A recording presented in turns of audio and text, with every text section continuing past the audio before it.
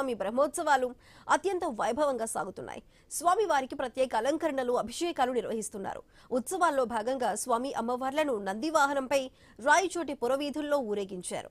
భక్తులకు ప్రత్యేక క్యూ లైన్లు ఏర్పాటు చేసి అగ్నిగుండ ప్రవేశ అవకాశాన్ని కల్పించారు. భక్తులు స్వామివారిని దర్శించుకుని మొక్కులు చెల్లించుకున్నారు. ఉత్సవాల్లో కన్నాడి భక్తుల వేషధారణలు, తమిళనాడు నాట్యాలు, ఆంధ్ర భజనలు, కోలాటాలు ఆకట్టుకున్నాయి.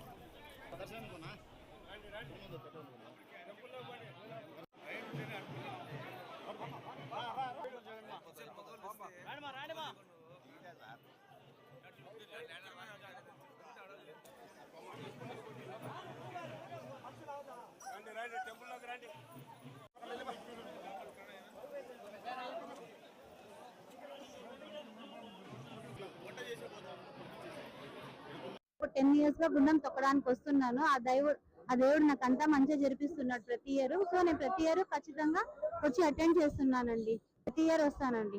చాలా అంగరంగ వైభవంగా జరుగుతాయి.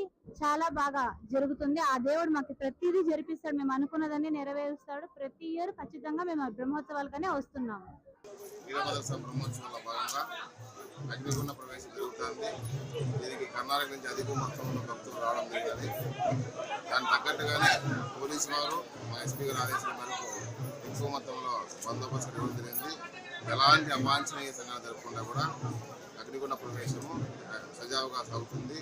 తదుపరి తర్వాత మహా నైవేద్యం కూడా ఉంటుంది. దానికి కూడా తగిన ఏర్పాట్లు చేశాము మేము, అదేవిధంగా పాలక పరిశ్రమలందరూ కూడా. ఇదంతా కూడా భక్తులతో ఉపయోగించుకొని ఎక్కువ మొత్తంలో అందరూ కూడా భక్తులంతా వచ్చి దేవుడిని దర్శించుకోవచ్చు.